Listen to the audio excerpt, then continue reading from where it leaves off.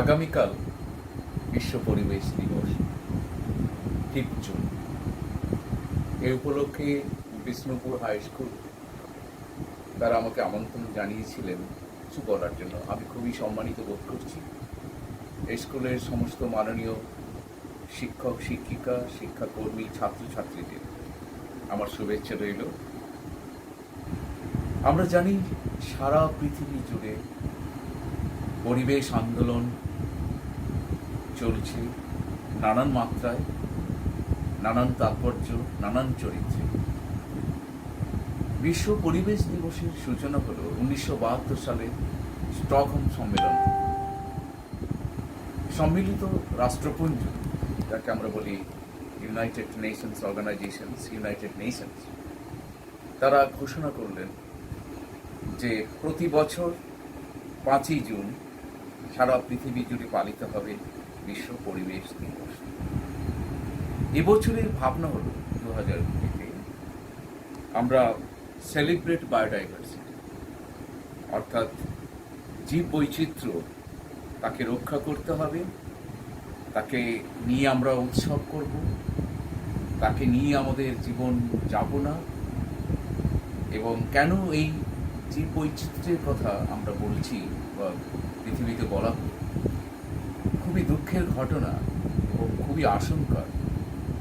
সারা পৃথিবী জুড়ে প্রায় 10 লক্ষ প্রাণী এবং উদ্ভিদ প্রজাতি বিপন্ন বা ধ্বংসের মুখে। আমাদের চারিদিকের গাছগাছালি পাকপাখালি যদি ক্রমশ কমে আসে, তাহলে মানুষ হিসাবে বা হোমো স্যাপিয়েন্স আমরা বাঁচতে পারবো। তোমরা ছাত্রছাত্রীরা, তোমরা ইকোসিস্টেম বা বাস্তুতন্ত্র নিয়ে পড়াশোনা করছো, তোমাদের কোর্স কারিকুলামের মধ্যে রয়েছে। এই বাস্তুতন্ত্রের মূল চালিকা শক্তি হল জনজীব বৈচিত্র্য এবং তার সঙ্গে এনার্জি। এখন আমরা দেখেছি যে 3 ধরনের পরিবেশ নিয়ে আমরা বেঁচে আছি। 3 ধরনের পরিবেশের মধ্যে আমাদের জন্ম, আমাদের বিকাশ, এবং তার মধ্যে আমরা লীন হয়ে যাই, আবার পরিবেশে ফিরে আসি। এই 3টে পরিবেশ হলো, একটা হলো প্রাকৃতিক পরিবেশ, ন্যাচারাল এনভায়রনমেন্ট। দ্বিতীয় হলো শিল্পের পরিবেশ বা কলকারখানার ইন্ডাস্ট্রিয়াল এনভায়রনমেন্ট। আর একটা হলো সামাজিক পরিবেশ বা সোশ্যাল এনভায়রনমেন্ট। এই বিশ্ব পরিবেশ দিবস উদযাপন করতে গিয়ে আমাদের মাথায় কিন্তু এই 3টি পরিবেশের কথা মনে রাখতে হবে। পরিবেশ এবং বাস্তুতন্ত্রের কথা আমাদের মনে রাখতে হবে। প্রথমে বলা যাচ্ছে প্রাকৃতিক যে পরিবেশ, আমাদের চারপাশে মাটি, জল, মাটির মধ্যে অনেক গুরুত্বপূর্ণ জীবাণু রয়েছে, যেগুলো উপকারী বন্ধু জীবাণু, যারা মাটি থেকে খাদ্য তৈরিতে সাহায্য করে উদ্ভিদকে।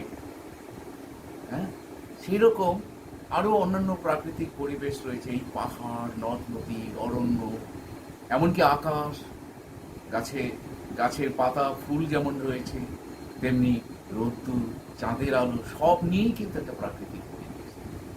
সমস্যাটা হচ্ছে যতটা সভ্যতা এগিয়েছে, নগর কেন্দ্রিকতা আমাদের এমন গ্রাস করেছে, এমনকি গ্রাম জীবনের মধ্যে ঢুকে পড়েছে। এখনকার প্রজন্ম, বাচ্চারা, তারা প্রজাপতি দেখার সময় পায় না। তোমাদের মনে আছে বা তোমরা দেখেছো কি জোনাকি, প্রজাপতি, ফড়িং, এগুলো আমরা দেখতে ভুলে গেছি। সবসময় যদি আমরা কম্পিউটারের মধ্যে বা টিভির সামনে থাকি অথবা পড়াশুনোর চাপে ঘাড় গুঁজে থাকি, তাহলে এগুলো ভুলে যেতে পারি। প্রকৃতির সঙ্গে সভ্যতার যত বিচ্ছিন্নতা হবে, যত সংঘাত হবে, ততই সভ্যতা হিসেবে মানব সভ্যতাই বিলুপ্ত হয়ে যাবে। আমি পরে আসছি, বর্তমান যে সারা পৃথিবীতে যেভাবে মহামারী ঘটছে, অতিমারি ঘটছে, তার কিছুটা ফল আজ আমরা পাচ্ছি। দ্বিতীয় যে পরিবেশ হলো শিল্পের পরিবেশ, শিল্প এবং নগর পরিবেশ, ইন্ডাস্ট্রিয়াল অ্যান্ড আরবানাইট এনভায়রনমেন্ট। যেটা সেখানে আমরা দেখেছি কি কৃত্রিমভাবে এটা তৈরি করা মূলত এই পরিবেশ, এবং শিল্পের থেকে নানা রকমের দূষণ হচ্ছে, বায়ু দূষণ, জল দূষণ, নানান দূষণ হচ্ছে, এবং এর ফলে হচ্ছে কি মানুষ ক্রমশ অসুস্থ হচ্ছে। কলকাতার বাতাসে যে পরিমাণ কার্বন ডাইঅক্সাইড এবং আরও অন্যান্য কণা, যেগুলো দূষিত কণা থাকার কথা, তার থেকে অনেক বেশি মাত্রায় রয়েছে, এবং এটা দিনে দিনে বাড়ছে, ক্ষতিকর মাত্রায় রয়েছে। এর মধ্যে কার্বন ডাইঅক্সাইড, কার্বন মনোক্সাইড, নাইট্রোজেনের নানান অক্সাইডস, সালফারের অক্সাইডস রয়েছে, যেগুলো সহনীয় মাত্রার থেকে 4 গুণ, 5 গুণ, 10 গুণ পর্যন্ত রয়েছে। এবার শিল্পের যে বর্জ্য পদার্থ যেটা গঙ্গা বা নদীতে যায়, সেই নদীকে আমরা পুজো করি, পবিত্র গঙ্গা নদী বা যে কোনো নদী আমরা বলি, নদীমাতৃক আমাদের দেশ। তাতে দেখা যাচ্ছে যে কলিফর্ম কাউন্ট সংখ্যা এত ক্ষতিকর মাত্রায় রয়েছে, সে জলে তো, পানীয় তো দূরের কথা, সেই জলে স্নান করাও বিপজ্জনক। অথচ সেখানে তো অনেক মাছ রয়েছে, তারাও কীটনাশক মিশে আছে ওই সব জলে, তারাও ধ্বংস হচ্ছে। বঙ্গোপসাগরে যে মোহনা রয়েছে, এই সমুদ্রে এই যে গাঙ্গেয় বিশাল বদ্বীপ রয়েছে, পৃথিবীর বৃহত্তম বদ্বীপ, সেখান থেকে প্রতি বছর প্রায় 1 থেকে 1.5 লক্ষ টন কীটনাশক এসে মিশছে। আমরা মাঝে মাঝে বলি না যে ইলিশ কমে যাচ্ছে, সামুদ্রিক মাছ কমে যাচ্ছে, সেগুলো নদীতেও ঢুকে যাচ্ছে। আর একটা পরিবেশ যেটা খুবই গুরুত্বপূর্ণ, সেটা হচ্ছে সামাজিক পরিবেশ। সমাজের দূষণ খুবই মারাত্মক। সমাজের দূষণটা অনেকটা কি হয় জানো তো? এটা আমরা চোখে দেখতে পাই না, হয়তো অনুভব করতে পারি বেশি, শুনতে পাই। একটা খারাপ শব্দ, একটা খারাপ ঘটনা, একটা খারাপ আচরণ কতটা মানুষের মনকে দূষিত করে, বিশেষ করে শিশুদের উপর। একটা খারাপ দৃশ্য, কুরুচিকর দৃশ্য। সেই জন্য তোমাদের বলা, এবং তোমরা সবাই মাননীয় শিক্ষক শিক্ষিকা, শ্রদ্ধেয় শিক্ষক শিক্ষিকাদের দ্বারা তোমরা, তোমাদের শিক্ষাদান হয়, তোমরা সবসময় ভাষা, সেটাকে শুদ্ধ রাখতে হবে, সুন্দর রাখতে হবে, এবং বিভিন্ন যে সংস্কৃতি বা সাংস্কৃতিক অনুষ্ঠান, সেখানে যেন সুস্থতার পরিচয় থাকে। প্রয়োজন হলে প্রতিরোধ করতে হবে। ভাষা এবং সংস্কৃতির দূষণ কিন্তু মারাত্মক। আমি বেশি গাছ লাগালাম, গাছ লাগিয়ে আমি বায়ু দূষণকে কমাতে পারি, কিন্তু সংস্কৃতি দূষণ কিভাবে কমাবো? সামাজিক দূষণ কিভাবে কমাবো? আমাদের দুর্নীতি করা, দুর্নীতিগ্রস্ততা, তারপর মেয়েদেরকে অসম্মান করা, লাঞ্ছনা করা, শিশুদের উপর নির্যাতন করা ইত্যাদি। এই বর্তমান পরিস্থিতিতে শিশুরা, বিশেষ করে শিশুরা, তারা 70-80 দিন ঘরের মধ্যে রয়েছে। তাদের বিকেলের ঘুড়ি, খেলার মাঠ, মাথা ঝুঁকে ঝুঁকে পাঠের বই, হ্যাঁ, টিফিন, দুপুরবেলার টিফিন স্কুলে, রবিবারের খোলা খেলার মাঠ, সবই কেমন হারিয়ে গেল। ফিরে আসবে, কিন্তু এখন মনের উপর চাপ।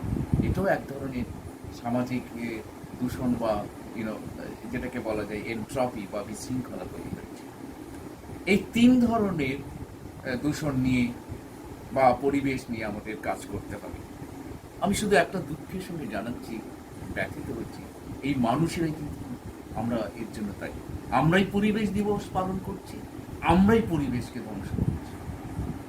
2 দিন আগে দেখলাম কেরালাতে গর্ভবতী হাতি, মা তো তার সন্তান ধারণ করেছে, তাকে আনারস, ক্ষুধার্ত মা তাকে আনারস খাওয়ার লোভ দেখিয়ে তার মধ্যে পটকা বা বোমা ঢুকিয়ে দিয়েছে।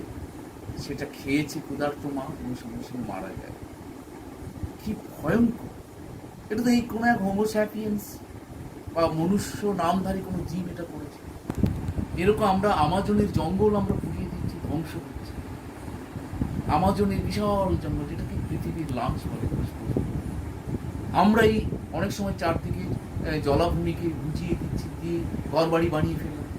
আমরাই কৃষিক্ষেত্রে এমন সব কীটনাশক দিচ্ছি যেখানে ক্যান্সারের মতো রোগ বাড়ছে। আমরাই তো তাই। আমরা আর কবে সচেতন হব? আমি এই বিষয়ে একটা কথা বলি। এই যে অতিমারি বা corona virus, COVID-19, corona virus disease, যে ভাইরাস, এটা চীনের উহান প্রদেশ থেকে শুরু হলো ডিসেম্বরের একেবারে সেই জানুয়ারিতে, এবং সেটা চীন হয়ে, সারা ইউরোপ হয়ে, সারা আমেরিকা হয়ে এখন আমাদের দেশেও ঢুকে গেছে। কি ভয়ঙ্কর অবস্থা! প্রায় 5 লক্ষ মতো মানুষ তারা নিহত এই ভাইরাসের দ্বারা, এই রোগের দ্বারা। 60 লক্ষ মতো মানুষ আজ পর্যন্ত তারা আক্রান্ত হয়েছে। কেন? নানান গবেষণা চলছে। আমি নিজেও বিভিন্ন জাতীয় আন্তর্জাতিক গবেষণা প্রতিষ্ঠানের সঙ্গে যুক্ত আছি। গবেষণাপত্র প্রকাশ করতে হয়, বিশ্ববিদ্যালয়ে পঠন পাঠন গবেষণার সঙ্গে আমরা এই বিষয়গুলো নিয়ে আলোচনা করছি, চর্চা করছি।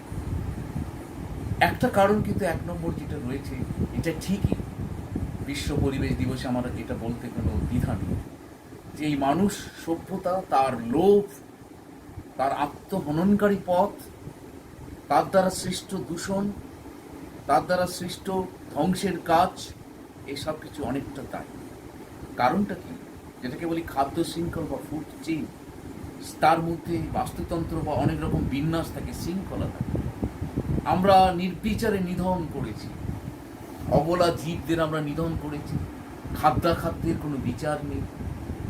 তোমরা দেখো না যে মাঠে নাড়া পোড়ানো হচ্ছে, যে মাটিতে যে নাড়াটা গিয়ে সার হতে পারতো সেগুলোকে আমরা পুড়িয়ে দিচ্ছি, আমরা জঙ্গল পোড়াচ্ছি, আমরা নির্বিচারে কীটপতঙ্গ হত্যা করছি, পশু পাখি হত্যা করছি, বন্য প্রাণী হত্যা করছি।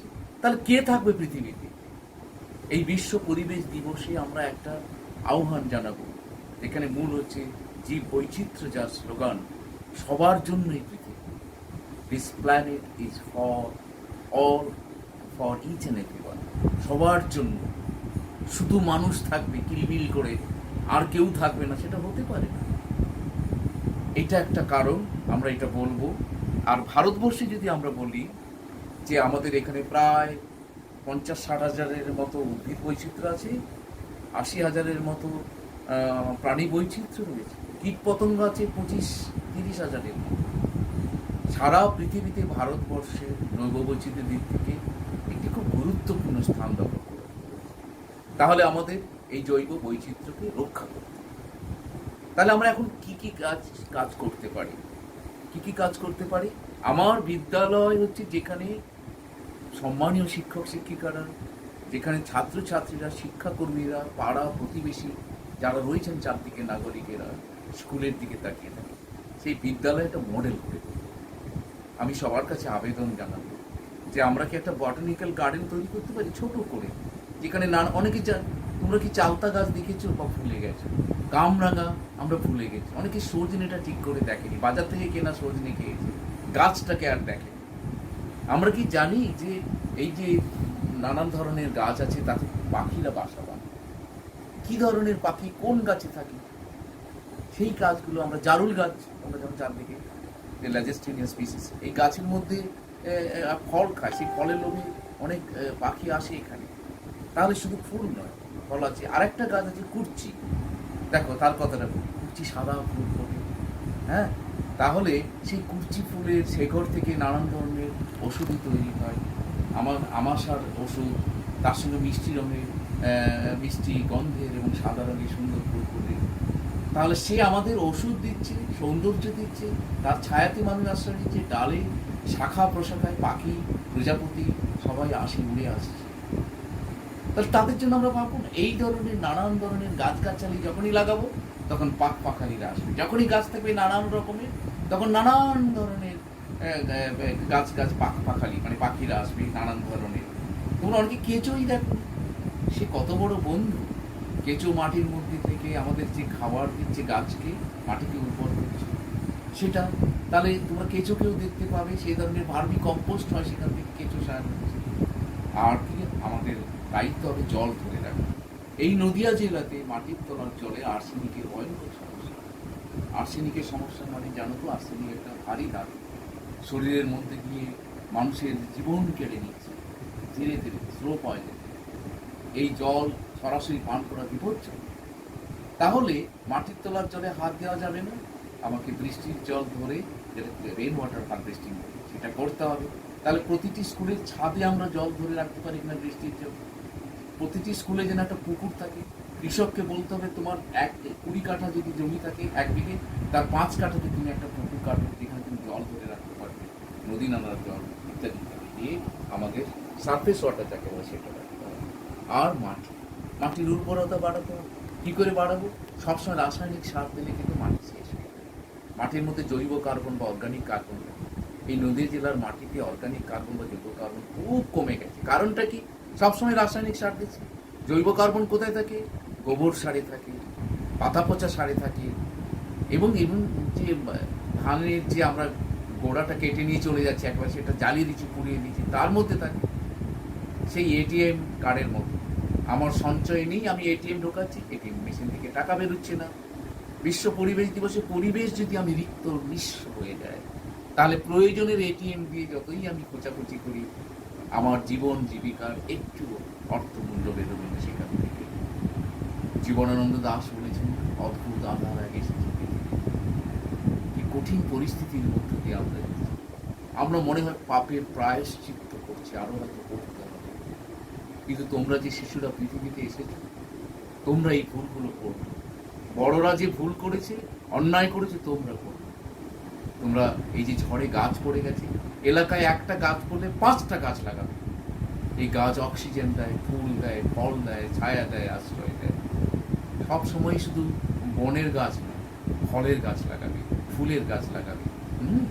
এইভাবে করলে ফিরে আসবে, আর একটা জল ধরে রাখবে। আর আমাদের এই করোনা ভাইরাস দেখতে পেয়ে কোনো রকম একটা ভাইরাস ভিরুলেন্ট হয়ে যায় বা আগ্রাসী হয়ে যায়, কারণ কি না, বাস্তুতন্ত্রে তাকে আমরা ধ্বংস করেছি, তার শৃঙ্খলাকে, তার ছন্দকে। রবীন্দ্রনাথ বলেছিলেন, অন্ধভূমি গর্ভ হতে শুনেছিলে সূর্যের আহ্বান, প্রাণের প্রথম জাগরণে, হে বৃক্ষ আদি প্রাণ। বৃক্ষই তো আমাদের আদি প্রাণ। আমাদের প্রাণ উজ্জ্বল হোক, সুস্থ হোক, সূর্যের আলোর মতো উদ্ভাসিত হোক। আমরা কি দুঃস্বপ্ন দেখতেই থাকবো? না, আমাদের চেতনার আলোতে এক সুন্দর ভোর এসে উঠোনে এসে দাঁড়াবে আর বলবে, ভয় নেই, আমি তো আছি। আমাদের চেতনা দিয়ে, জ্ঞান দিয়ে, ভালোবাসা দিয়ে এসো এই মা ধরিত্রীকে আমরা আরো সাজিয়ে রাখি, সুন্দর করে তুলি। তবেই না জীবন সার্থক, তবেই না পৃথিবীতে সবাই থাকবে আনন্দে। মনে রেখো, এ পৃথিবী শুধু মানুষের নয়, এ পৃথিবী একটি প্রজাপতিরও যেমন, তেমনি একটি মানুষেরও সমানভাবে অধিকার রয়েছে। ভালো থেকো। আগামী বছর আবার আমরা এই ধরনের বিশ্ব পরিবেশ দিবস পালন করব। তার মধ্যে এই বিপদ কেটে যাবে, আমরা সবাই অমলিন হাসি হাসি। নমস্কার, ভালো থাকুন।